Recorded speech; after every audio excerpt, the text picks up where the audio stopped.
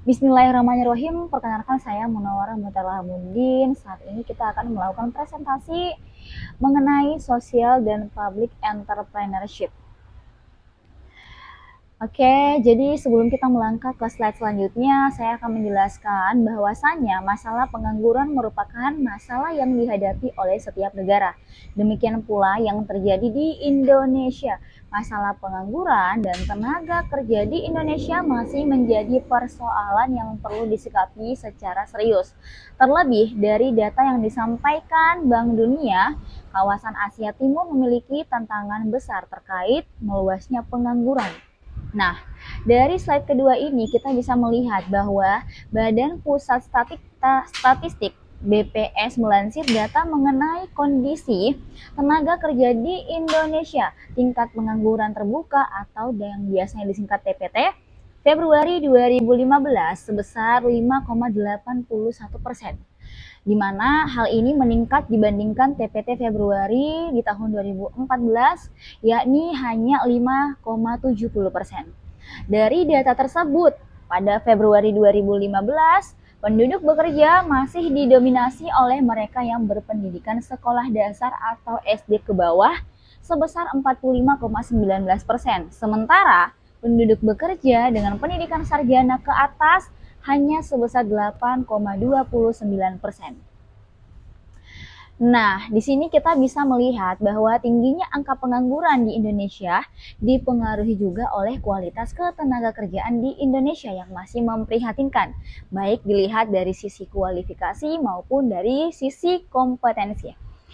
Penggunaan sumber daya manusia belum menunjukkan hasil yang menggembirakan. Indeks pembangunan sumber daya manusia yang dikeluarkan oleh United Nations Development Program, Indonesia menempati urutan ke-110 dari 187 negara.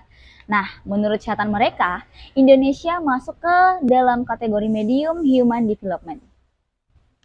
Selanjutnya yang perlu kita lihat bahwa di slide ketiga ini, sosial dan public entrepreneurship merupakan sebuah istilah turunan dari entrepreneurship.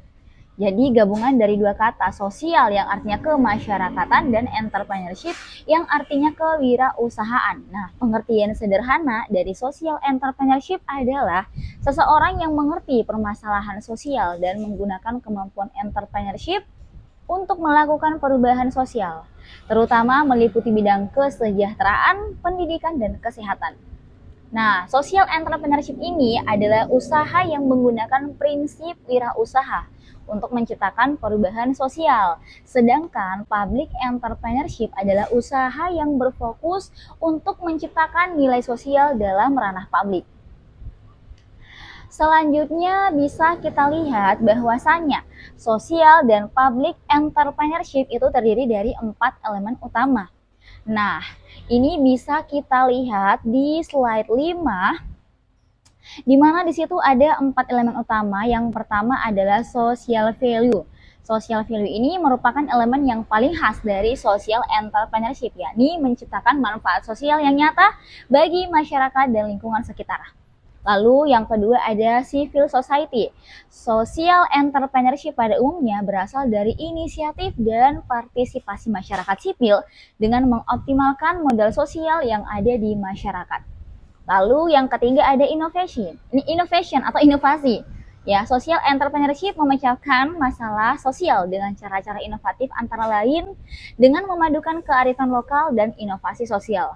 Dan yang keempat adalah economic activity atau kegiatan ekonomi. Social entrepreneurship yang berhasil pada umumnya dengan menyeimbangkan antara aktivitas sosial dan aktivitas bisnis. Aktivitas bisnis atau ekonomi dikembangkan untuk menjamin kemandirian dan keberlanjutan misi sosial organisasi. Nah, selain 4 elemen tadi, di dalam sosial dan public entrepreneurship juga memiliki aspek-aspek. Jadi aspek-aspek dalam sosial dan public entrepreneurship ini dia ada atau terbagi menjadi 5 aspek. Yang pertama adalah proses mendefinisikan tujuan dan misi.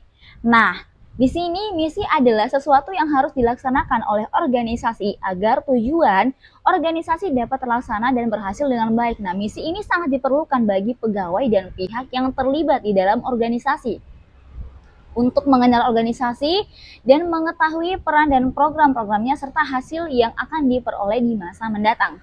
Lalu yang kedua apa aja? Yang kedua itu proses mengenali dan menilai peluang. Mengenali dan menilai peluang merupakan salah satu aspek yang paling penting dalam menjalankan social entrepreneurship. Kenapa? Dalam social entrepreneurship ini peluang dianggap sebagai sesuatu yang baru dengan cara yang berbeda dalam membuat dan mempertahankan nilai sosial. Jadi ide yang muncul dan menarik akan makin beragam. Akan tetapi tidak semua ide itu bisa menarik yang menarik itu akan tetapi tidak semua ide yang menarik tersebut dapat dikembangkan menjadi sebuah peluang untuk menciptakan dan mempertahankan nilai sosial. Yang ketiga ada proses manajemen resiko atau risk management dalam merealisasikan misi dan ide-ide. Seorang social entrepreneurship dihadapkan pada sebuah risiko dan tantangan. Nah, resiko ini adalah kemungkinan yang tidak diharapkan. Jelas saja, dua komponen yang melekat dalam resiko adalah bahwa yang pertama, resiko dapat didefinisikan sebagai potensi besar yang tidak diharapkan terjadi karena tidak memperhitungkan sisi buruk. Dan komponen dari resiko yang kedua adalah kemungkinan bahwa hasil-hasil yang tidak diinginkan tersebut akan benar-benar terjadi. Jadi dalam merealisasikan ide atau gagasannya, social entrepreneurship itu harus memperhitungkan segala sesuatunya yang akan terjadi, hambatan-hambatan dalam menjalankan suatu kegiatan apa saja. Jadi hambatan-hambatan tersebut pasti akan muncul dalam waktu yang tidak terduga. Yang keempat, mengidentifikasi dan menarik pelanggan konsumen atau pelanggan di dalam social entrepreneurship itu sedikit berbeda dengan konsumen dalam sebuah bisnis umumnya.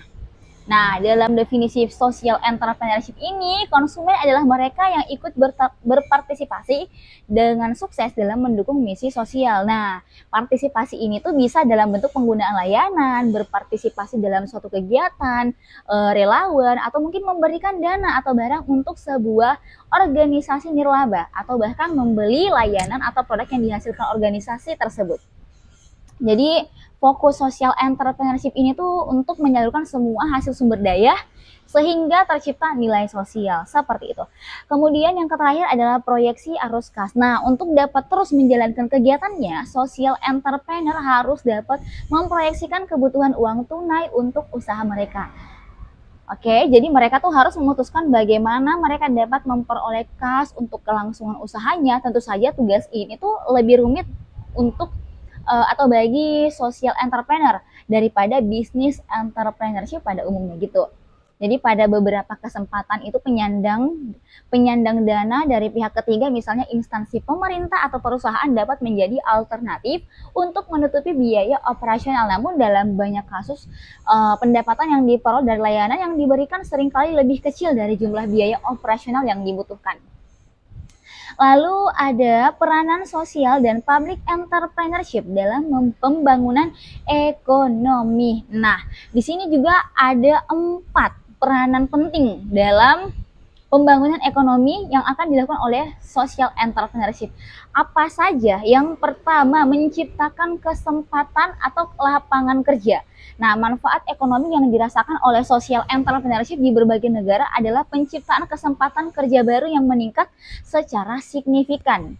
Lalu yang kedua, melakukan inovasi dan kreasi baru terhadap produksi barang ataupun jasa yang mungkin dibutuhkan oleh masyarakat. Nah, inovasi dan kreasi baru terhadap jasa kemasyarakatan selama ini tidak tertangani oleh pemerintah dapat dilakukan oleh kelompok social entrepreneurship.